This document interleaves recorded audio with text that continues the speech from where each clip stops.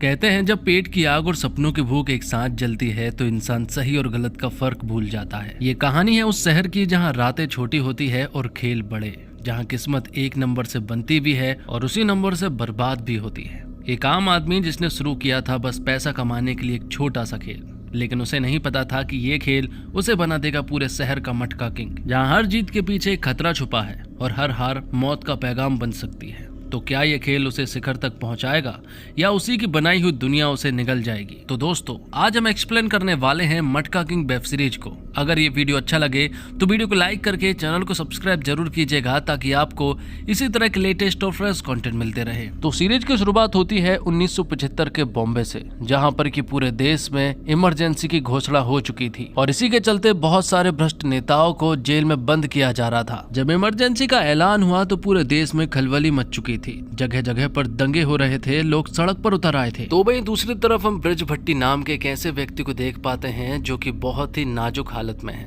Constable उसे hospital लेकर जा रहे होते हैं, लेकिन यहीं पर वो कांस्टेबल जो है वो सट्टा खेलने लगते हैं और ब्रिज भट्टी की जान की बाजी लगा देते हैं कि अगर ये बच गया तो बदले में मैं तुम्हें 9 गुना रुपए दूंगा। यहाँ उनके बीच में शर्त लग चुकी थी और ब्रिज भट्टी की हालत जो है वो बहुत ही नाजुक थी और इसी के साथ कहानी जो है वो 11 साल पहले शिफ्ट हो जाती है, जहाँ पर कि हम ब्रिज भट्टी नाम के एक आदमी को देख पाते हैं जो कि एक ऐसा आदमी है जो कि बहुत गरीब है। उसके पास ना तो बहुत सारे पैसे हैं और ना ही उसके पास खुद का घर है। वो किराए के घर में रहता है और यहीं पर हम देखते हैं मकान मालिक को, जो कि ब्रिज भट्टी से इस महीने का किराया मांगता है, लेकिन ब्रिज भट्टी के पास इस महीने का किराया नहीं है और उसने मकान मालिक से 10 दिन मांगे हैं। तो वहीं दूसरी तरफ हम टेक्सटाइल कंपनी के मालिक लालजी भाई छगानी को देख पाते हैं जो कि पूरी टेक्सटाइल कंपनी को चलाते हैं। वो बहुत ही रईस आदमी हैं और सभी लोग उनकी बात मानते हैं। यहाँ हमें यह भी मालूम चलता है कि ब्रिज भट्टी जो है वो लालजी भाई छगानी के यहाँ पर ही काम करता है। उसे यहाँ पर काम करते हुए लगभग 3 साल हो चुके हैं और वो अपने काम को बहुत ही ईमानदारी से करता है। यहाँ पर हमें लालजी भाई छगानी के बारे में एक बात और मालूम चलती है कि यहीं पर सट्टे के नंबर लिखाते हैं। 1 से लेकर 10 नंबर के बीच में कोई भी नंबर आ सकता है, बदले में यहाँ पब्लिक को 1 का डबल मिलेगा, लेकिन ये नंबर जो है वो पत्ते के द्वारा निकाला जाता है। यहीं पर हम एक ऐसी औरत को देख पाते हैं जिसके पति की हालत काफी खराब है और वो यहाँ पर सट्टे में 50 रुपए लगा देती है। उस समय पर 50 रुपए की कीमत लगभग 5000 रुपए की थी और जब नंबर निकालने की बारी आती है तो मालूम चलता है कि 5 नंबर पर ढेर सारे पैसे लगे हुए हैं। मतलब कि अगर 5 नंबर आता है तो इससे पब्लिक को बहुत फायदा होगा और लालजी भाई छगानी थोड़े से लॉस में चले जाएंगे। इसलिए यहाँ पर लालजी भाई जो है वो ब्रिज भट्टी को इशारा करते हैं और 5 नंबर की जगह पर वो 7 नंबर लाने को कहते हैं। और ब्रिज भट्टी के पास एक ऐसी ट्रिक है कि वो पत्ते से कोई भी नंबर ला सकते हैं और ब्रिज भट्टी ने यहाँ भी ऐसा ही किया था। उन्होंने 7 नंबर लेकर आए थे और लालजी भाई छगानी को बहुत फायदा हुआ और जिस औरत के पति की तबीयत खराब थी वो औरत यहाँ पर हार जाती है। वो यहाँ पर बहुत रोती है और बदले में ब्रिज भट्टी ने उसे कुछ पैसे दिए थे ताकि वो अपने पति का इलाज करवा सके, क्योंकि उस औरत को पैसे की जरूरत थी और उसके साथ बेईमानी भी हुई थी। जिसके बाद हम गुलरुख नाम की लेडी को देख पाते हैं। यहाँ हमें बताया जाता है कि हाल ही में गुलरुख के पति रोजी की डेथ हुई है और उसकी डेथ जो है वो एक एक्सीडेंट से हुई है, लेकिन रोजी के घर वालों का मानना ये है कि इसमें गुलरुख की गलती है और वो उसे ही जिम्मेदार मानते हैं। इसी वजह से रोजी के घर वाले जो है वो गुलरुख को एक्सेप्ट नहीं कर पाते हैं। जिसके बाद हम ब्रिज भट्टी को देख पाते हैं जिसे ऐसे मजदूर चाहिए थे जो कि कम पैसों में ज्यादा काम करें और यहीं पर हम दगड़ू नाम के बंदे को देख पाते हैं जिसके पैर में प्रॉब्लम जरूर थी, लेकिन वो ब्रिज भट्टी का काम आराम से कर सकता था बिल्कुल कम पैसों में, इसलिए ब्रिज उसे ये काम दे देता है। अब आगे हमें मालूम चलता है कि ब्रिज भट्टी की पत्नी वर्षा जो है वो प्रेग्नेंट है। इसी वजह से ब्रिज उसका बहुत ख्याल रखता है। ब्रिज भट्टी का एक छोटा भाई भी है जिसका नाम लक्ष्मण है, लेकिन सभी लोग उसे लच्चू कहकर पुकारते हैं और लच्चू की आदतें जो है वो बहुत ही खराब है। स्टॉक मार्केट में उसने बहुत सारा पैसा गवा दिया है और अब जुआ और सट्टा में भी उसने बहुत सारा पैसा उधार ले लिया था। इसी वजह से जिन लोगों से उसने पैसा लिया था अब वो लच्चू के पीछे पड़ जाते हैं और लच्चू दौड़ता हुआ अपने घर आ जाता है, मतलब कि ब्रिज भट्टी के पास, जहाँ पर कि जीनू भाई नाम का एक आदमी आता है और वो यहाँ लच्चू से कहता है कि तूने हमसे 5000 रुपए उधार लिए थे और मैं चाहता हूँ कि तू हर महीने मूल नहीं बल्कि ब्याज चुकाता रहे, लेकिन तू इसमें भी असमर्थ रहा है, इसलिए आज तेरे घर वालों के सामने ही तेरी उंगली काटनी पड़ेगी। अब जीनू भाई लच्चू की उंगली काटने वाला था कि तभी ब्रिज उसे रोक देता है और कहता है कि मुझे सिर्फ 10 दिन की मोहलत चाहिए, मैं 10 दिन के अंदर तुम्हें 5,000 नहीं 10,000 रुपए ला कर दूंगा। उस जमाने में 1 रुपए की कीमत जो है वो 100 रुपए के बराबर थी और ब्रिज के ऊपर तो 10,000 रुपए का कर्जा है, मतलब कि आज के जमाने में उसकी कीमत लगभग 10 लाख रुपए की होगी। और अब 10 दिन के अंदर ही ब्रिज को ये पैसा चुकाना था, लेकिन उसके पास कोई भी ऐसा प्लान नहीं था कि वो इतना सारा पैसा जो है वो चुका सके। ब्रिज के पास सिर्फ एक ही ऑप्शन है कि वो अपने सेठ लालजी भाई के पास जाए और उनसे मदद मांगे। तो ब्रिज ऐसा ही करता है, वो लालजी भाई के पास जाता है और उनसे पैसे मांगता है। 3 साल से उसने ईमानदारी की नौकरी की है और अब वो चाहता है कि लालजी भाई उसे पैसे देते, लेकिन लालजी भाई पैसे नहीं देते हैं। ब्रिज को ये पैसे जल्द से जल्द चाहिए थे, इसलिए वो रेस कोर्स पहुंच जाता है जहां पर की घोड़ों की रेस होती है और लालजी भाई यहीं पर मौजूद थे। यहाँ पर ब्रिज सारे घोड़ों को देखता है और फिर लालजी भाई से मिलने के लिए पहुंच जाता है, जो कि VIP स्टैंड में थे। पर ब्रिज को लालजी भाई से नहीं मिलने दिया जा रहा था। जैसे तैसे करके ब्रिज लालजी भाई तक पहुंच जाता है, लेकिन लालजी भाई ने यहाँ ब्रिज से साफ मना कर दिया था कि उसके पास पैसे नहीं है, तू ठीक से काम नहीं करता है, इसलिए तुझे कोई भी पैसा नहीं मिलेगा। जबकि ब्रिज बहुत ईमानदारी से काम करता है, उसने सट्टे में उन्हें बहुत सारा मुनाफा कमा के भी दिया है, लेकिन फिर भी लालजी भाई यहाँ पर ब्रिज की कोई भी मदद नहीं कर रहे थे। ब्रिज को गुस्सा आ जाता है और वो लालजी भाई को चिल्ला देता है और कहता है कि आप ये सारा पैसा जो है वो बेईमानी से कमा रहे हैं, ये पैसा जो है वो ज्यादा दिनों तक नहीं टिकेगा। तब लालजी भाई को भी गुस्सा आ जाता है और वो ब्रिज को धक्के मार कर यहाँ से बाहर निकलवा देते हैं। ब्रिज जो है वो काफी इंजर्ड हो चुका था, उसके हाथ से खून बह रहा था। तभी यहाँ पर गुल आती है। गुल यहाँ पर ब्रिज के हाथों से बहता हुआ खून देखती है और वो कहती है कि आपको इलाज की जरूरत है, लेकिन यहाँ ब्रिज कहता है कि वो अपनी किस्मत आजमाने आया था, लेकिन मैं चाहता हूँ कि आप पैसा जो है वो 1 नंबर घोड़े पर लगाए, क्योंकि वही जीतने वाला है। क्योंकि जॉकी के जूते घिसे हुए हैं और तो और घोड़े ने भी बहुत मेहनत की है, इसलिए आप 1 नंबर घोड़े पर पैसा लगा सकती हैं। पर गुल कहती है कि वो पैसे नहीं लगाती है, वो तो अपने दोस्तों के साथ यहाँ पर रेस देखने के लिए आई है। लेकिन आज शायद गुल ने मन बना लिया था पैसे लगाने का। उसने 1 नंबर घोड़े पर पैसे लगा दिए थे। जब रेस स्टार्ट हुई तो 1 नंबर घोड़ा सबसे आगे था और आगे जाकर वो रेस जीत जाता है। ये देखकर गुल बहुत खुश हुई, क्योंकि उसने पहली बार पैसे लगाए थे और वो जीत चुकी थी। अगले सीन में हम देखते हैं कि अब ब्रिज जो है वो लोकल मजदूरों की तरह काम करता है, लेकिन इससे वो बिल्कुल भी खुश नहीं था, क्योंकि उसे 10 दिन के अंदर 10 लाख रुपए कमाने थे। उसके दिमाग में बहुत सारे आइडियाज तो थे, लेकिन वो उन्हें एग्जीक्यूट नहीं कर पा रहा था। ब्रिज को मालूम है कि 10 लाख रुपए अगर 10 दिन में कमाना है तो उसे कोई और रास्ता अपनाना पड़ेगा। इसलिए जिस तरह से लालजी भाई सट्टा चलाते हैं, उसी तरह से ब्रिज भी अपना ईमानदार सट्टा खोल लेता है और लालजी भाई तो 1 का डबल देते हैं, लेकिन यहाँ पर हमारा ब्रिज जो है वो 1 का 9 गुना देने वाला था। ये बात लालजी भाई तक भी पहुंच चुकी थी, लेकिन लालजी भाई को इससे कोई भी फर्क नहीं पड़ता है, क्योंकि सबको पता है ब्रिज के पास पैसे नहीं है, तो आखिरकार वो लोगों को 9 गुना कैसे पैसे देगा। ये बात लालजी भाई की बिल्कुल सही होती है, क्योंकि ब्रिज के पास सिर्फ 4-5 लोग ही सट्टा खेलने के लिए गए थे। दूसरी तरफ हम देखते हैं ब्रिज की चौल में ही BC चल रही थी, जहां पर की सारे औरतें जो है वो पैसा जमा करती है और महीने के एंड में एक चिट निकाली जाती है। जिसके नाम की चिट आती है उसे सारा पैसा मिल जाता है। लेकिन यहाँ हर महीने की तरह यहाँ वर्षा का नाम नहीं आया था, यहाँ किसी और की चिट निकली थी। और जब उस मटके को ब्रिज ने चेक किया तो मालूम चला कि उस मटके में सिर्फ एक ही नाम मौजूद था और हर चिट जो है वो उसी के नाम की थी। इसे देखते हुए ब्रिज के दिमाग में एक आइडिया आया और उसने सोचा कि खेल जो है वो ईमानदारी का होना चाहिए। इसलिए वो सारे पब्लिक को फिर से एक बार बुलाता है और जब नंबर खुलने की बारी आती है तो वो उन्हें बताता है कि 7 नंबर पर बिल्कुल भी पैसे नहीं लगे हैं और 2 नंबर पर सबसे कम पैसे लगे हैं। अगर ये नंबर आते हैं तो आप लोगों को कोई भी फायदा नहीं होगा। तो जब ब्रिज यहाँ पर नंबर निकालता है तो नंबर जो है वो 7 आता है, अगली बार निकालता है तो 2 आता है और वो बताता है कि हर बार मैं 7 नंबर और 2 नंबर ला सकता हूँ और हर बार मैं अपना मनचाहा नंबर ला सकता हूँ जो कि मुझे लाना होगा। ये एक बेईमानी का खेल है, लेकिन मैं इसे सुधारना चाहता हूँ और इसे ईमानदारी वाला खेल बनाना चाहता हूँ। अब पब्लिक खुद पता निकालेगी और जो नंबर निकलेगा उन्हें वो उतना पैसा मिल जाएगा। तो यहाँ ब्रिज ने अपना और दिमाग लगाया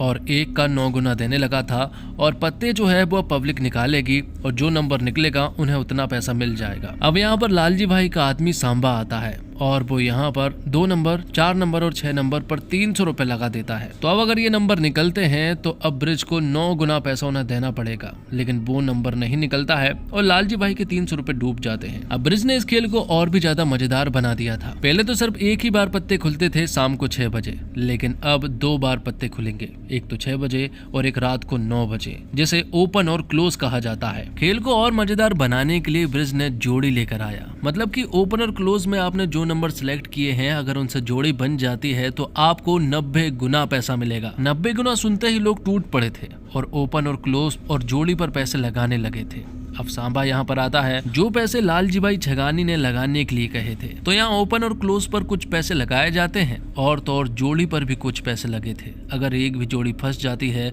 तो उन्हें 90 गुना रुपए मिलेगा, लेकिन पैसे काफी ज्यादा लगे हुए थे। ये देखकर यहाँ ब्रिज हैरान था कि अगर इतना सारा पैसा लगा हुआ है और एक जोड़ी फंस गई तो आखिरकार वो इतना सारा पैसा कैसे लाएगा। उन्होंने हर एक जोड़ी पर 100 रुपए लगाए थे। अगर कोई भी जोड़ी फंस जाती है तो उन्हें 100 रुपए का 9000 रुपए देना पड़ेगा। आखिर में बारी थी पत्ते निकालने की, और जब पत्ते निकाले जाते हैं तो मालूम चलता है कि सांबा की जोड़ी फंस जाती है और इसी वजह से अब उसे 9000 रुपए देने थे। यह देखकर सभी लोग हैरान थे कि आखिरकार ब्रिज 9000 रुपए कैसे ला कर देगा, क्योंकि 9000 रुपए तो ब्रिज के पास नहीं है।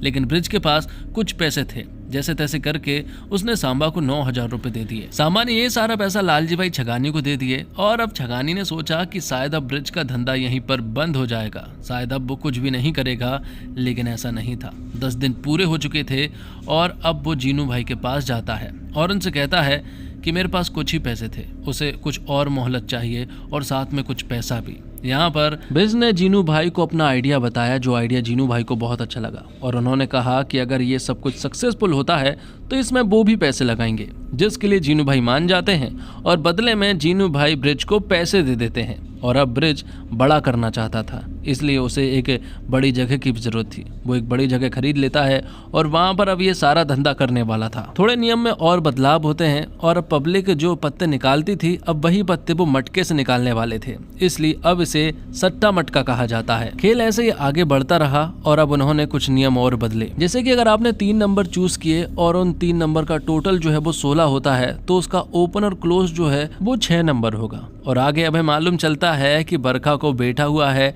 और यहाँ पर ब्रिज भट्टी जो है वो बाप बन चुका था। वो बहुत खुश था क्योंकि वो एक नई शुरुआत करने वाला था, इसलिए ब्रिज भट्टी अपने बेटे का नाम अनमोल रखता है। आगे हम देखते हैं एक मीडिया हाउस को जहां पर की बहुत बड़ी बड़ी खबरें छपती है। यहाँ पर इंटरनेशनल लेवल की खबरें छपती है और यहीं पर हम टीपी डिसूजा नाम के एक ऐसे बंदे को देख पाते हैं जिसका भाई जो है वो जुए की लत से मारा गया था, उसने सुसाइड कर लिया था। इसलिए टीपी डिसूजा जो है वो इन सट्टे और काले बाजारी वालों पर न्यूज छापना चाहता है, लेकिन उसके बॉस हमेशा मना करते हैं क्योंकि उन्हें ये छोटे मुद्दे लगते हैं। तो अब बरखा जो है वो घर आ चुकी थी और ब्रिज ने काम करने के लिए यहाँ पर रुकमणी नाम की एक औरत को लगाया था जो कि यहाँ पर 12 घंटे काम करने वाली थी। ये देखकर बरखा को बड़ा अच्छा लगा। तो मटका के बहुत सारे अड्डे तो हो चुके थे लेकिन पब्लिक नहीं आ रही थी। कोई पब्लिक ना आने की वजह से अब यहाँ पर ब्रिज का कलेक्शन भी नहीं हो पा रहा था, इसलिए वो पैसे भी ज्यादा नहीं कमा पा रहे थे। ये देखकर उसे बड़ा बुरा लग रहा था। अब दगड़ू को घर जाना था और उसे किराए के लिए 2 रुपए देने थे। तो यहाँ ब्रिज बरखा से पैसे मांगता है। बरखा बताती है कि पैसे जो है वो कुछ बॉक्स में रखे हुए हैं।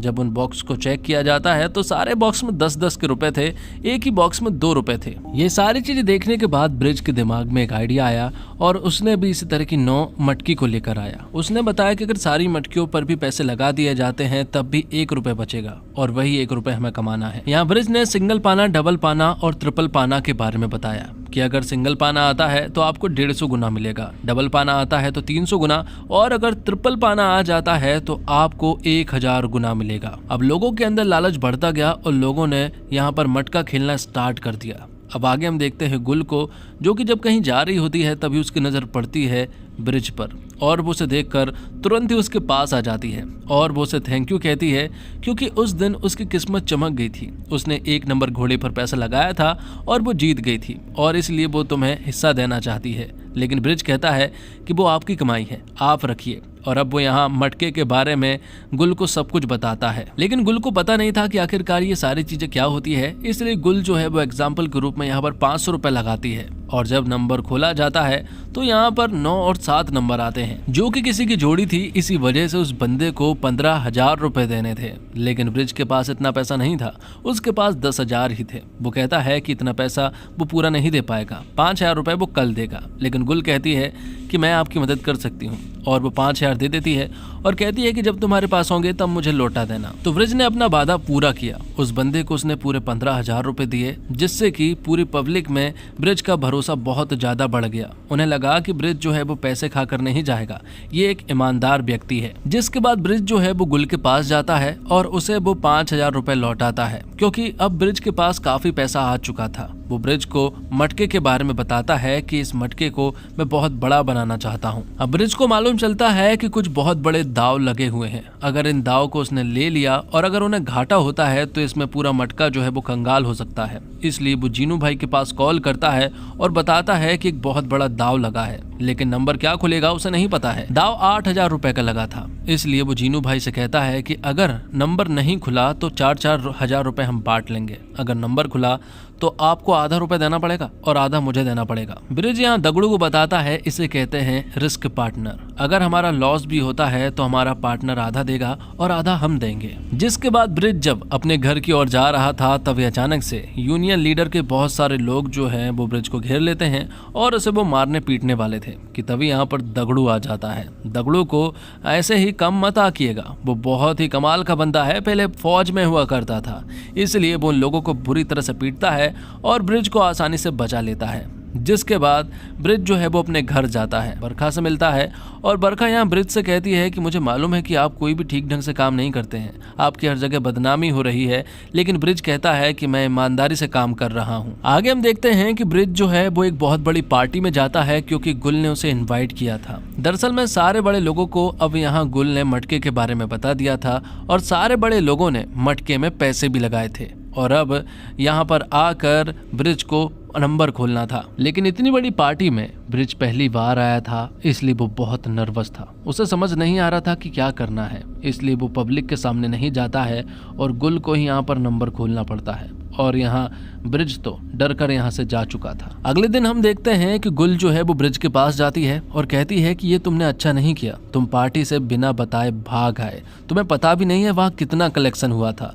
और यहाँ जितना भी कलेक्शन हुआ था गुल जो है वो ब्रिज को वो सारा कलेक्शन दे देती है और कहती है कि सारे बड़े लोगों को मटका खेलकर बहुत अच्छा लगा और अब तो वो हमेशा ये खेलने वाले हैं। अब ब्रिज मटके में कुछ और नियम डालता है और संगम में कुछ ऐसी जोड़ी बनवाता है कि अगर ये जोड़ी निकलती है तो उन्हें 1500 से 15,000 गुना मिल सकता है। तो टेक्सटाइल में काम करने वाला अब हर एक आदमी जो है वो मटका खेलने लगा था। लोगों को मटके की लत लग चुकी थी और हर रोज ब्रिज का बहुत सारा कलेक्शन हो रहा था, जिस वजह से अब पैसे की तो बिल्कुल कमी नहीं थी। दूसरी तरफ लच्छू भी एक दूसरा मटका संभाल रहा था। वहीं लच्छू की मुलाकात बसूधा नाम की लड़की से होती है जो कि कॉलेज में पढ़ती है। मालूम चलता है कि यह मटका जो है वो कॉलेज के सामने ही खुला हुआ है, सभी लोग वहां पर पैसे लगाते हैं। यहीं पर जब वो बसूधा से मिला तो उसे बड़ा अच्छा लगा। जिसके बाद हम मिनिस्टर बापट को देख पाते हैं। बापट ने कहा कि हमने हमारे शहर में सारे के सारे करप्शन को खत्म कर दिया है और सारे जो इलीगल धंधे थे वो भी हमने पूरी तरह से समाप्त कर दिए हैं। तभी यहीं पर हम टीपी डिसूजा को देख पाते हैं जो कहता है कि शहर में एक नया सट्टा खुला है जिसे मटका कहा जा रहा है और अगर उसे रोका ना जाए तो एक दिन ये बहुत बड़ा बनेगा। लेकिन लोगों ने यहाँ टीपी डिसूजा की बातों पर ध्यान नहीं दिया क्योंकि उन्हें ये बहुत छोटा काम लग रहा था। तो इन सब से जीनू भाई को भी बहुत फायदा हो रहा था। वो ब्रिज भाई के घर आते हैं और यहाँ पर हम देखते हैं कि बरखा के पिताजी मतलब कि ब्रिज के ससुर जी आए हुए थे। जहाँ ब्रिज के ससुर जी ने बताया कि उन्हें खेती में काफी लॉस हुआ है, उनके यहाँ पर बहुत ज्यादा पानी गिर गया था, इसलिए फसल जो है पूरी बर्बाद हो गई है। इसलिए ससुर जी चाहते हैं कि ब्रिज उनके गाँव में मटका खुलवा दे। लेकिन यहाँ ब्रिज को बहुत अच्छे से मालूम है कि ससुर जी ईमानदार नहीं है। ससुर जी यहाँ पर ब्रिज से कहते हैं कि अगर वो मटका नहीं खुलवा रहा है तो कम से कम मटके के 1-2 नंबर ही बता दे जिससे कि वो माला माल हो जाए। ब्रिज कहता है कि मेरी जान मांग लो पर वो मटके के नंबर कभी भी नहीं बताएगा क्योंकि वो ईमानदारी से काम करता है। जिसके बाद हम देखते हैं लच्छू और बसूधा को जो कि एक दूसरे से बात करते हैं। वो एक दूसरे से दोस्ती कर लेते हैं और अब वो चाय पीने के लिए भी जाते हैं। आगे हम देखते हैं कि चौल की औरतों ने बरखा से कुछ बोल दिया था। वो बरखा को ताने मार रही थी और ये बात जब ब्रिज को मालूम चली तो ब्रिज तुरंत ही बरखा को एक ऐसी जगह पर लेकर जाता है जहां पर की बरखा कभी भी नहीं गई थी। दरअसल में वो लोग एक लग्जरी कार खरीदने के लिए गए थे। जब उन्होंने कार खरीदी तो वो तुरंत ही रेस कोर्स में पहुंचे और वहां जाकर VIP स्टैंड में बैठे, वहां पैसे लगाए और ब्रिज ने यहाँ बरखा को बताया कि यहाँ जितने भी लोग बैठे हुए हैं ना, यही देश चला रहे हैं। उन्होंने एक घोड़े पर पैसे भी लगाए थे और वो घोड़ा जीत भी चुका था, इसलिए यहाँ पर ब्रिज को कुछ पैसे भी मिल चुके थे। अब ब्रिज के ससुर जी वापस जाने लगते हैं। वो कहते हैं कि उसे अच्छा तो लगा, लेकिन मटका ना खुलने वाली बात उसे बिल्कुल पसंद नहीं आई। तो यहाँ पर ब्रिज कहता है कि मैं तुम्हें ढेर सारे पैसे दे रहा हूँ, लेकिन आज के बाद मटका खुलने वाली बात कभी मत कहना। मैं इतना पैसा दे रहा हूँ कि जिंदगी भर तुम खा सकते हो। अब बापट को मटका के बारे में मालूम चलता है कि दरअसल में ब्रिज भट्टी जो है वो ढेर सारा पैसा कमा रहा है। अगर इसे बंद कर दिया जाए तो इसमें नुकसान हमारा भी है, या फिर हम कुछ ऐसा कर सकते हैं कि इसी तरह कोई सट्टा खोल सकते हैं। आगे हमें मालूम चलता है कि वसुधा जो है वो लालजी भाई छगानी की बेटी है और उसे ये बात मालूम चल चुकी है कि उसकी बेटी वसुधा जो है वो लच्छू के साथ घूम रही है। तो वो लच्छू के पास आता है, उसे बहुत चिल्लाता है और फिर काम की बात करता है। वो कहता है कि मैं चाहता हूँ कि तुम मेरी बेटी वसुधा से शादी कर लो, लेकिन मैं ये बिल्कुल नहीं चाहता हूँ कि वो किसी नौकर से शादी करे। मैं चाहता हूँ कि वो किसी मालिक से शादी करे। जैसे तुम्हारा भाई ब्रिज भट्टी जो है वो एक मालिक है और तुम उसकी नौकर है। अगर तुम कुछ करो और तुम मालिक बनकर दिखाओ तो मैं तुम दोनों की शादी करा सकता हूँ। दूसरी तरफ हम देखते हैं कि ब्रिज भट्टी ने कुछ चीजें नोटिस की है। कलेक्शन से कुछ पैसे जो है वो गायब हुए थे और ये सारा कलेक्शन जो है वो लच्छू संभालता है। और जब उन्हें मालूम चला कि ये सब कुछ लच्छू ने ही किया है और जब लच्छू को यहाँ पर बुलाया जाता है तो वो लोग लच्छू के ऊपर बहुत गुस्सा करते हैं। ब्रिज उससे कहता है अगर तुझे पैसे चाहिए थे तो तू हमसे डायरेक्ट पैसे मांग सकता था, लेकिन तूने ये सारा घपला किया है। आगे से तुझ पर भरोसा करना बहुत मुश्किल हो सकता है। आगे हम देखते हैं कि ब्रिज भट्टी के घर पर इनकम टैक्स की रेड पड़ती है, जहां पर कि बहुत सारे लोग जो है वो इनकम टैक्स की रेड मारने के लिए आए थे, क्योंकि उन्हें शक है कि ब्रिज भट्टी के पास बहुत सारा काला धन है। जब उसके पूरे घर को चेक किया जाता है तो उसके घर से कोई भी पैसा नहीं निकला था। ये सारी चीजें बरखा को अच्छी नहीं लग रही थी, इसलिए वो नाइट में अपनी पढ़ाई स्टार्ट कर देती है, जहां पर कि वो अकाउंट्स की पढ़ाई कर रही थी, जहां नीलकमल नाम के प्रोफेसर उन्हें पढ़ा रहे थे। आगे हम देखते हैं कि ब्रिज ने अब एक नया घर ले लिया था। उसने बहुत ही सुंदर घर लिया था और इस घर में एक कमरा लच्छू का भी था, लेकिन लच्छू अब किसी दूसरी जगह पर रहने लगा है। वो अब ब्रिज के साथ नहीं रहता है, लेकिन काम साथ में ही करते हैं। यहाँ पर उन्हें महाराष्ट्र सरकार की एक लॉटरी वाली योजना के बारे में मालूम चलता है। वो लॉटरी की योजना से मटके की सारी पब्लिक को अपनी तरफ खींचना चाहते थे। आगे हम देखते हैं कि ब्रिज और गुल का मिलना जुलना बहुत हो चुका था। दोनों एक दूसरे के साथ बहुत कंफर्टेबल रहते हैं, इसलिए वो हमेशा एक दूसरे के साथ बहुत सारा समय बिताते हैं। उनकी एक दिन नजदीकियां बढ़ने लगी थी, लेकिन यहाँ ब्रिज ने अपने आप को रोक लिया था, क्योंकि उसे अपने बेटे, अपनी पत्नी के बारे में याद आ गया था। वो घर आया और उसने सोचा कि उसने सही समय पर खुद को रोक लिया, क्योंकि ये अगर हो जाता तो वो बहुत गलत चीजें होती। लेकिन ब्रिज ने जो सोचा था वो हुआ नहीं, क्योंकि गुल जो है वो उसके पास हमेशा कोई ना कोई लेटर भेजती रहती और ब्रिज भी हमेशा उसके रिप्लाई करता रहता। इसी वजह से अब उनकी दोस्ती बहुत ज्यादा गहरी हो चुकी थी। अब मिनिस्टर बापट ब्रिज को अपने पास बुलाता है। बापट चाहता है कि ब्रिज सट्टा मटका को पूरी तरह से बंद कर दे ताकि वो कोई भी एक्शन ना ले, लेकिन ब्रिज कहता है कि मुझे भी पता है कि आपके शहर में कितने सारे वाइन शॉप चल रहे हैं, तो आप तो मुझसे ये सारी चीजें बोले ना कि मैं ये इलीगल काम कर रहा हूँ। पर बापट ने भी इसका तोड़ ढूंढ लिया था। उसे मालूम है कि नंबर जो है वो टेलीफोन के द्वारा ही भेजे जाते हैं और सारे मटकों के अड्डे तक पहुंचते हैं, इसलिए बापट ने टेलीफोन लाइन को बिजी करवा दिया था और अब 9 बजे तक जो है वो नंबर नहीं पहुंच पाते हैं। कुछ जगह पहुंच चुके थे, लेकिन कुछ जगह डिस्टरबेंस के कारण नहीं पहुंचे और इसी का फायदा लालजी भाई छगानी ने उठाया। उन्होंने यहाँ पर ऑफलाइन अड्डे निकाले और अब वो सट्टा मटका के नाम से ही यहाँ पर बिजनेस करने लगे थे। तब ब्रिज लालजी भाई से मिलने के लिए जाते हैं और कहते हैं कि आपने मेरा आइडिया चुराया है, ये कोई अच्छी बात नहीं है। लेकिन लालजी भाई कहते हैं कि धंधा करना किसी के आइडिया को चुराना नहीं कहा जाता है, अगर तुम में दम है तो तुम कर लो। तब लच्छू कहता है शहर को 2 हिस्सों में बांट लेते हैं, आधे शहर को आप संभालो, आधे शहर को हम संभालते हैं। लेकिन यहाँ पर ब्रिज कहता है कि हम पूरे शहर को संभालेंगे, जिसकी पब्लिक जिसके पास ज्यादा जाएगी वो सारी पब्लिक उनकी। अब ब्रिज भट्टी कॉल करता है जो कि उसने एक 5 स्टार होटल से किया था, जहाँ की लाइन जो है वो बहुत ही क्लियर थी। ये सुनकर उसे समझ आया कि 5 स्टार होटल जैसे बहुत बड़े बड़े होटल में लाइन जो है वो बिल्कुल क्लियर रहती है और ये सब कुछ टेलीफोन एक्सचेंज के द्वारा किया जा सकता है। तब टेलीफोन एक्सचेंज में ही काम करने वाली सुबला नाम की लड़की से दगड़ू मिलता है। वो उससे दोस्ती कर लेता है क्योंकि सुबला जो है वो उनके काम आने वाली थी। आगे हम देखते हैं कि ब्रिज का एक अंतु नाम का दोस्त आता है, जो कि उसका बचपन का दोस्त आता है।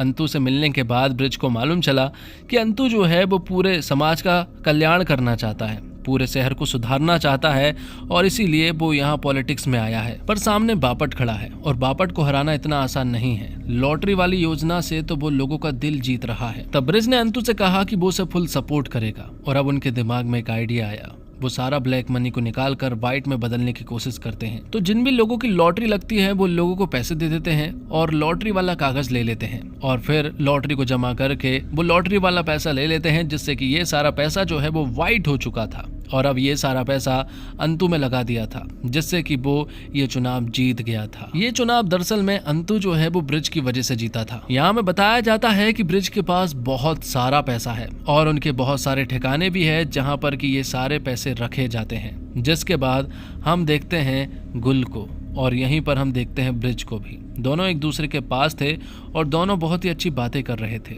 लेकिन इस बार ब्रिज जो है वो अपने आप को नहीं रोक पाया। दोनों यहाँ पर एक दूसरे के बहुत नज़दीक आ जाते हैं और एक दूसरे के साथ रोमांस कर बैठते हैं। तो वहीं दूसरी तरफ हम देखते हैं दगड़ू और सुबला को। वो दोनों भी एक दूसरे के काफी नजदीक आ चुके थे। यहाँ दगड़ू ने सुबला को अपने बारे में सब कुछ बता दिया था। बदले में उसने सुबला से कुछ चीजें मांगी थी, जैसे कि टेलीफोन एक्सचेंज पर वो हमारे नंबर बोले। तो आगे हम देखते हैं लच्छू को, जिसके पास कुछ लोग आते हैं। दरअसल में उन लोगों की यहाँ पर जोड़ी फंसी थी, लेकिन वो 2 दिन के बाद यहाँ पर आए थे। लेकिन लच्छू ने उन्हें पैसे देने से साफ इनकार कर दिया था। उन लोगों को जब मालूम चला कि लच्छू दरअसल में ब्रिज का भाई है, तो वो लोग कहते हैं कि ब्रिज भाई ऐसे बिल्कुल भी नहीं है, लेकिन तुम उनसे बिल्कुल अलग हो। तो लाइन में डिस्टरबेंस ना हो इसलिए दगड़ू ने सुलभा को कुछ नंबर दिए ताकि वो रात के 9 बजे यहाँ टेलीफोन में कॉल करके सभी को बता दे कि क्या नंबर आए हैं, क्योंकि रात को 9 बजे ही ये सारे नंबर जो है वो अनाउंस किए जाते हैं और लोकल टेलीफोन पर 9 बजे जो है वो बहुत ही डिस्टरबेंस चलता था। लेकिन अब ये सारी चीजें क्लियर हो चुकी थी। आगे हम देखते हैं कुछ पुलिस वालों को जो कि लच्छू को अपने साथ उठाकर लेकर जाते हैं, क्योंकि उसके ऊपर आरोप लगे हैं कि वो गैम्बलिंग और सट्टे जैसे कामों को करता है, इसलिए उसे जेल हो जाती है। अब यहाँ पर ब्रिज आता है और वो लच्छू से कहता है कि तूने बहुत बड़ी गलती की है। जिन लोगों का जो पैसा बनता है तुझे वो पैसा देना चाहिए था, लेकिन ये तेरी बहुत बड़ी गलती है, इसलिए तुझे कुछ दिन तो जेल में ही बिताना पड़ेगा ताकि तुझे अपनी गलती समझ आ जाए। लेकिन आगे हम देखते हैं कि ज्यादा दिनों तक लच्छू जेल में नहीं रहता, क्योंकि यहाँ लालजी भाई छगानी आ जाते हैं और वो लच्छू को जेल से रिहा करवा देते हैं। और इस तरह से यहाँ पर अब लच्छू जो है वो बगावत करने के लिए पूरी तरह से रेडी था, और अब चाहे सामने उसका ब्रिज भट्टी भाई ही क्यों ना हो। आगे हम देखते हैं कि ब्रिज जब अपने घर पर होता है तो टाइम हो जाता है पत्ते खोलने का, लेकिन अनमोल यहाँ पर जिद करने लगता है और वो पापा से कहता है कि आप आज घर पर ही रहिए। तब ब्रिज को अपने बेटे अनमोल की बात माननी पड़ती है और फिर वो अपने घर से ही पत्ते खोलता है, लेकिन ब्रिज पूरी ईमानदारी से खोलता है।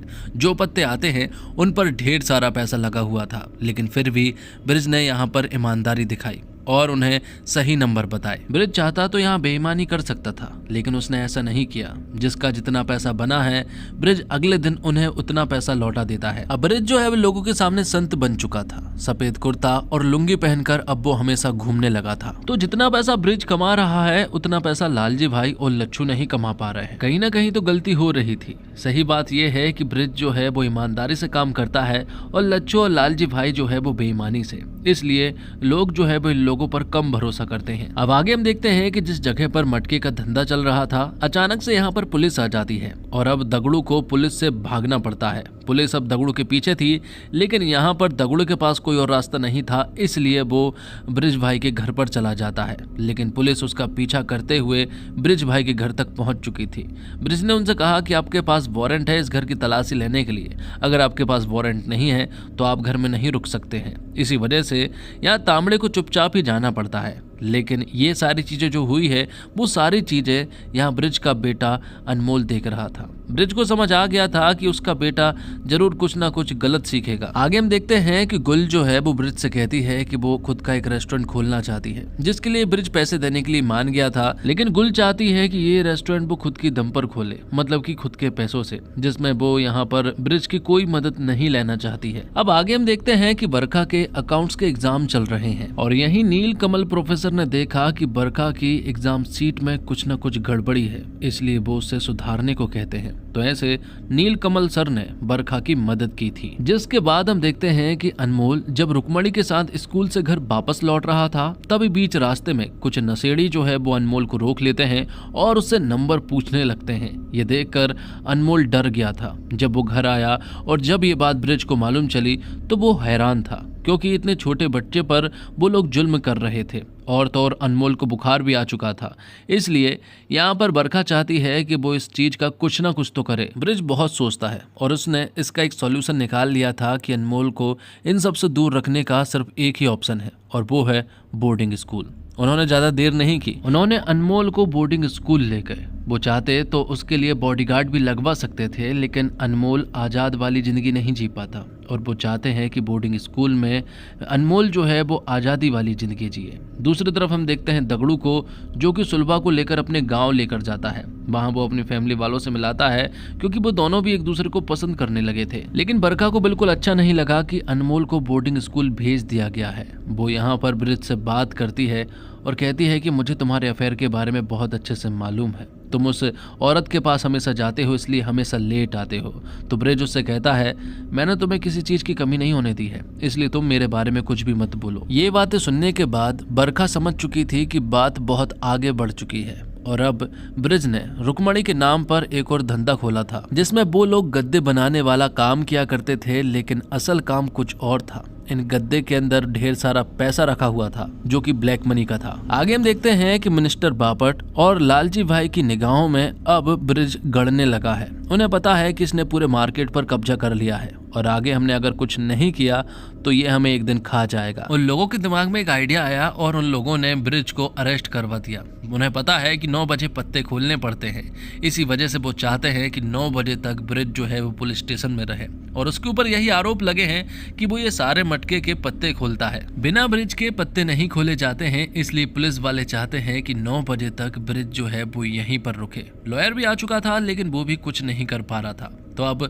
वो लोग 9 बजे का वेट कर रहे थे। तो पत्ते खुलने के लिए सिर्फ और सिर्फ 15 मिनट ही बचे हुए थे। सभी लोग डर रहे थे कि आखिरकार अब होगा क्या, क्योंकि ब्रिज तो यहीं पर है, और आखिरकार वो पत्ते के नंबर कैसे बताएगा। और अब यहाँ पर हम एक छोटी सी चाल को देख पाते हैं। जब यहाँ एक कांस्टेबल आता है तो उसके बेल्ट पर कुछ नंबर लिखे हुए थे। तब इशारों में ब्रिज ने उस लॉयर को नंबर बताया और लॉयर यहाँ से चला गया, और वो नंबर जो है वो उसने सबको बता दिए, ताकि मटके का नंबर जो है वो खुल गया था। तो इस तरह से यहाँ पर ब्रिज ने सभी को नंबर बता दिए थे, और अब यहाँ पर ब्रिज को क्लीन चिट मिल चुकी थी, इसलिए ब्रिज को छोड़ दिया जाता है। अब मीडिया हाउस के बॉस भी चाहते हैं कि टीपी डिसूजा जो है वो मटके पर ही काम करे, इन्वेस्टिगेशन करे और पता करे कि आखिरकार इन सब के पीछे क्या चल रहा है। पर टीपी डिसूजा भी ईमानदार आदमी है, वो सिर्फ एक चीज पर फोकस नहीं करता है, बल्कि वो सारी चीजों पर फोकस करता है। जैसे लालजी भाई छगानी भी इलीगल काम कर रहे हैं, तो वो उन्हें भी टारगेट करने वाला है। आगे हम मकसूद नाम के एक बहुत बड़े सुपरस्टार को देख पाते हैं, जिसकी फिल्म जो है वो इंडिया में बहुत चलती है,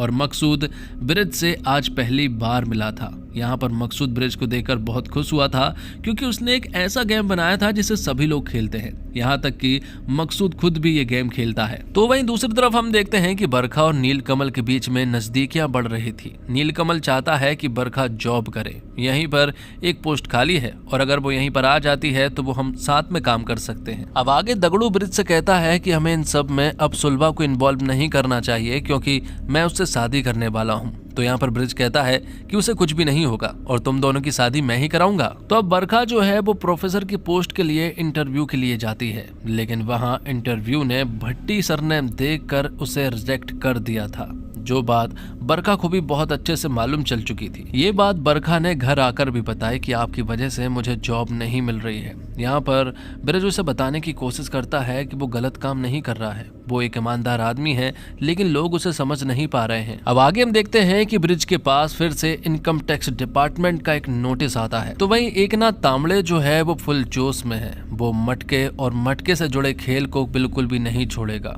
वो बहुत सारी रेड डालता है, जहाँ पर कि बहुत सारे मटकों को को बंद किया जाता है, जिनमें कि लालजी भाई छगानी के भी कुछ मटके थे, जिस वजह से लालजी भाई छगानी डीसीपी के पास कॉल करता है और उनसे कहता है कि एकनाथ तांबड़े से कहा जाए कि मेरे बंदों को छोड़े। जब डीसीपी सर यहाँ एकनाथ तांबड़े के पास कॉल करते हैं तो तांबड़े कहता है कि मुझे ये सारी चीजें आप राइटिंग में दे सकते हैं, तभी मैं उन्हें छोड़ूंगा। आगे हम देखते हैं कि अब बहुत सारी पार्टी में मकसूद और ब्रिज जो है वो एक दूसरे से मिलने लगे थे। ब्रिज यहाँ अपने बारे में बताता है कि इनकम टैक्स के लोग उसे बहुत परेशान कर रहे हैं, तो मकसूद कहता है कि तुम एक काम करो, तुम मेरी फिल्म के प्रोड्यूसर बन जाओ, अगली वाली फिल्म तुम बनाओ, सारे पैसे तुम इन्वेस्ट करो और हीरो मैं रहूंगा, इससे तुम्हारा पैसा जो है वो वाइट हो सकता है। तो दूसरी तरफ एकनाथ तांबड़े जो है वो बड़े ऑफिसर्स की बात नहीं मान रहा था, इसलिए एक ईमानदार ऑफिसर को सस्पेंड कर दिया जाता है और यहाँ ब्रिज ने प्रोड्यूसर बनने का प्लान बना लिया था। वो अब फिल्म में पैसा लगाएगा और उसने एक सूटकेस भर के सारा पैसा जो है वो दगड़ू के हाथ मकसूद के पास पहुंचा दिया था और मकसूद से ये भी कहा कि आगे भी अगर तुम्हें जरूरत पड़े पैसों की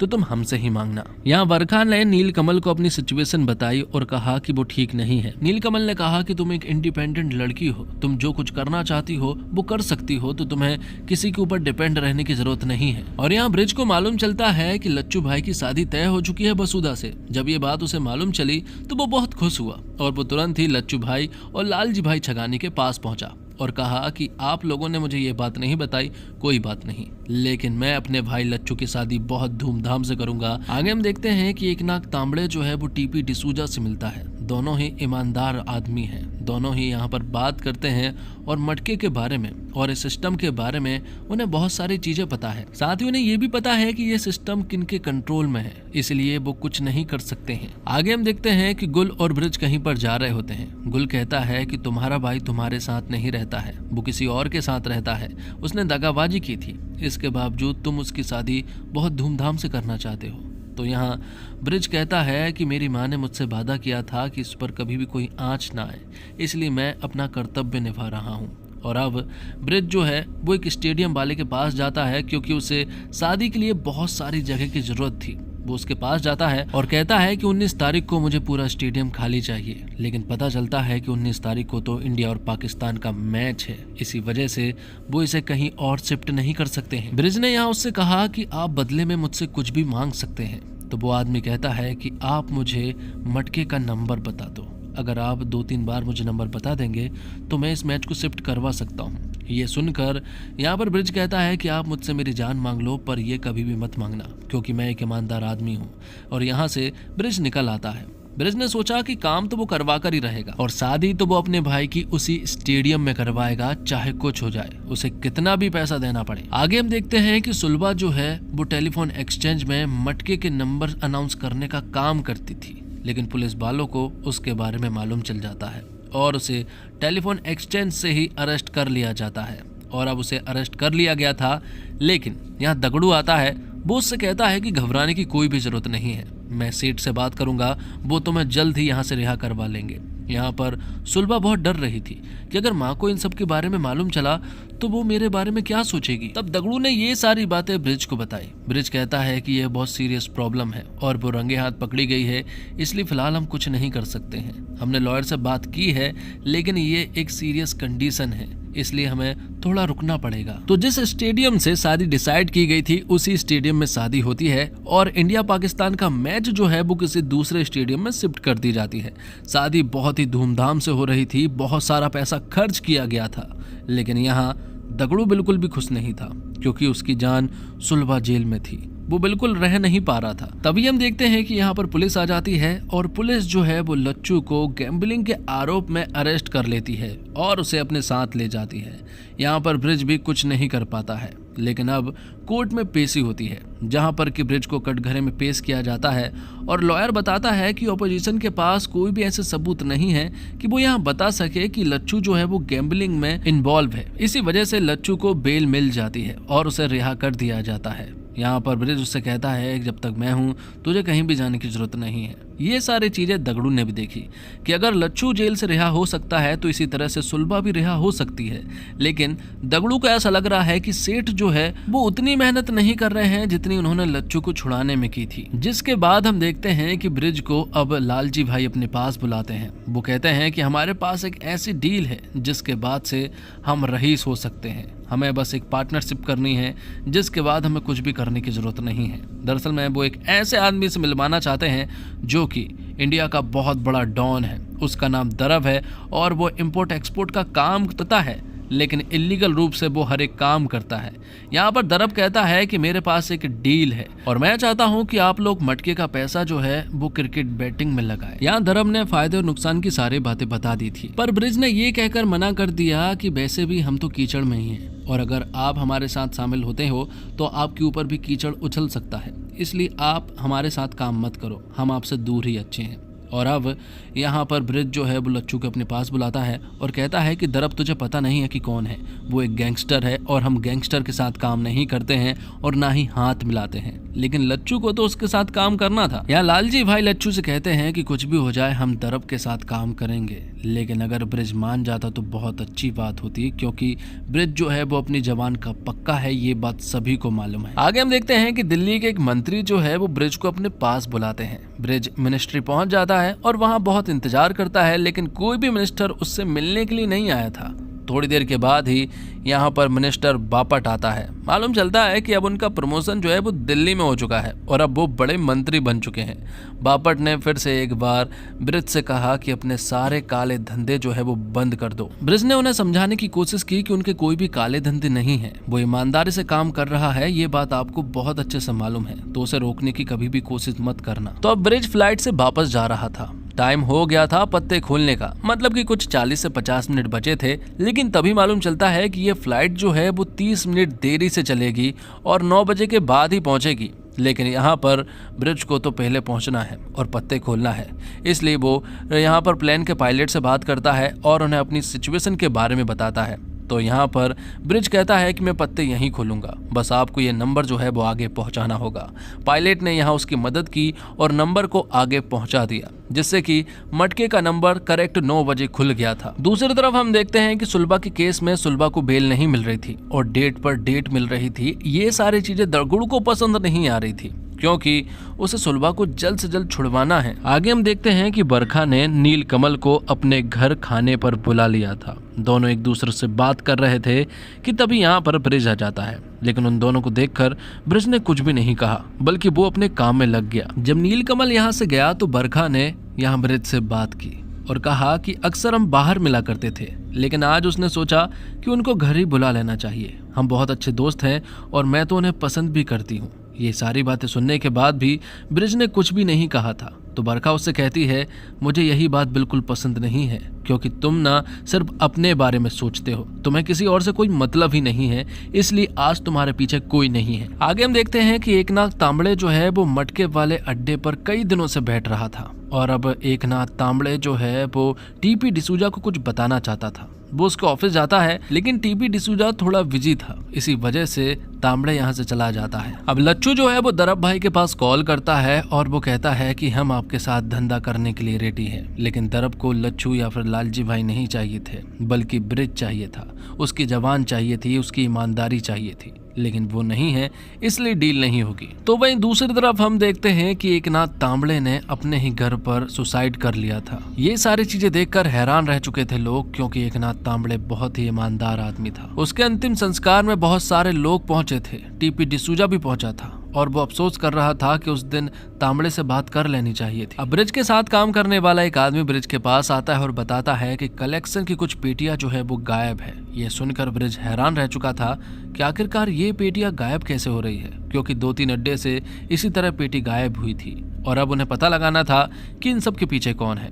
और यहाँ में मालूम चलता है कि दरअसल में इन सब के पीछे दगड़ू है, जो कि पेटियां गायब कर रहा है, क्योंकि उसे सारी चीजों के बारे में बहुत अच्छे से नॉलेज है, सारे अड्डों के बारे में मालूम है। और यहाँ में मालूम चलता है कि उस दिन शादी वाले दिन भी यहाँ दगड़ू ने ही पुलिस को कॉल किया था और लच्छू को जेल हुई थी। और अब दगड़ू जो है वो बागी बन चुका था, क्योंकि सेठ ने उसकी कोई भी मदद नहीं की है, इसलिए वो अकेले ही काम करेगा। इसी का फायदा उठाकर लच्छू जो है वो दगड़ू के पास जाता है और वो उससे कहता है कि क्या तुम हमारे साथ काम करोगे, लेकिन दगड़ू ने इसके लिए मना कर दिया था क्योंकि उसे मालूम है कि सेठ से बुरे आदमी तो ये लोग हैं। अब एक दिन सुबह सुबह ब्रिज को मालूम चलता है कि 1975 में अब इमरजेंसी लग चुकी है। मतलब कि इमरजेंसी लगने के बाद सभी लोग सड़क पर उतर आए हैं। बड़े बड़े भ्रष्ट अधिकारियों को अरेस्ट किया जा रहा है, बड़े बड़े नेताओं को अरेस्ट किया जा रहा है और दंगे भी भड़क रहे हैं। तभी यहाँ पर हम टेक्सटाइल कंपनी के मालिक को देख पाते हैं जिनकी एक बहुत बड़ी टेक्सटाइल मिल है और उसी मिल में बहुत सारे वर्कर्स काम करते हैं। लेकिन अब वो मालिक चाहता है कि इस टेक्सटाइल कंपनी को बदल कर मैं यहाँ पर कुछ कंपनियां बनाऊं, होटल बनाऊं, रेस्टोरेंट बनाऊं ताकि यहाँ पर हमें ज़्यादा मुनाफा हो। लेकिन टेक्सटाइल कंपनी में जो काम करते थे उनका क्या होगा, ये बात ब्रिज ने रखी। मिलके सभी लोग हड़ताल पर हैं और मैं चाहता हूँ कि ब्रिज तुम उनसे बात करो और इस हड़ताल को रुकवाओ। उन्हें जितना पैसा चाहिए हम दे देंगे, बस उनसे कहो कि ये हड़ताल रोक दे और यहाँ से चुपचाप चले जाए। ब्रिज सोच में पड़ चुका था। वो सोच रहा था कि आखिरकार अब क्या करना चाहिए, क्योंकि मिल के बंद होने की वजह से अब कोई भी मटके में पैसा नहीं लगा रहा था और मिल अगर नहीं चालू हुई तो मटका वैसे भी बर्बाद हो जाएगा और अगर हड़ताल रुक गई तो फिर तो किसी भी वर्कर को कोई भी काम नहीं मिलेगा और फिर ये सभी लोग मटके में पैसे भी नहीं लगाएंगे। यहाँ पर गुल जो है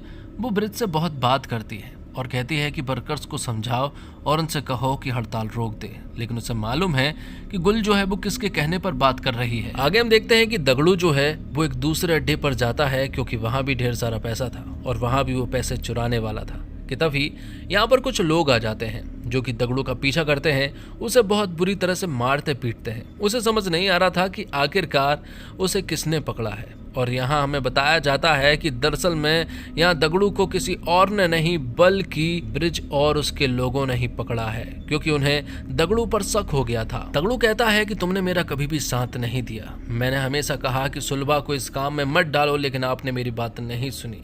अपने भाई की शादी धूमधाम से की और उसे जेल से भी रिहा करवाया, लेकिन सुलभा को कभी नहीं करवाया। तुमने हमेशा मुझे नौकर समझा। अगर भाई समझते तो शायद आज तुम मेरा साथ देते।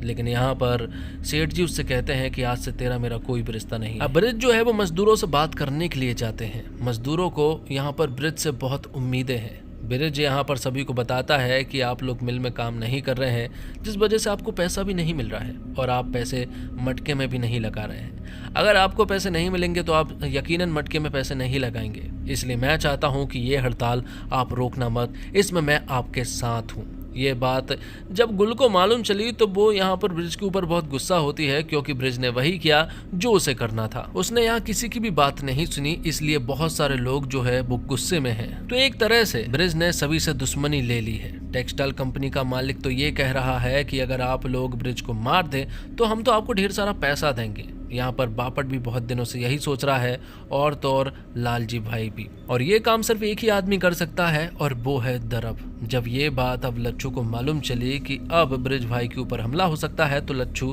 ब्रिज के पास जाता है। वो उसे सारी बातें बताता है कि आप इन सारे कामों को रोक दो और हो सके तो कहीं दूर निकल जाओ या फिर हमें मत रोको, क्योंकि अगर आप ऐसा ही करते रहे तो आपका नाम लाल अक्षरों से लिख दिया गया है, कभी भी आप पर अटैक हो सकता है। ये सारी बातें हो जाने के बाद ब्रिज के पास टीपी डिसूजा का कॉल आता है और उसे बताया जाता है कि उसकी जान खतरे में है। हो सके तो वो अपने आप को बचाने की पूरी कोशिश कर ले, क्योंकि बहुत सारे लोग उसे मारने के लिए पीछे पड़े हैं, जिनमें सबसे पहला नाम दरब का था, क्योंकि दरब के साथ डील ना करके दरब की हेड लिस्ट में ब्रिज पहले से ही है। आगे हम देखते हैं कि ब्रिज ने बरखा के लिए एक नया घर लिया था और बरखा वहीं मौजूद थी, तो ब्रिज उससे मिलने के लिए जाता है और कहता है कि मैंने मकसूद की फिल्म में पैसे लगाए थे और उस फिल्म का आज प्रीमियर है और मैं अकेले नहीं जाना चाहता हूँ। इसलिए वो यहाँ बरखा को साथ लेकर जाता है, जहाँ पर की बहुत भीड़ थी। मकसूद यहाँ उनसे मिलता है।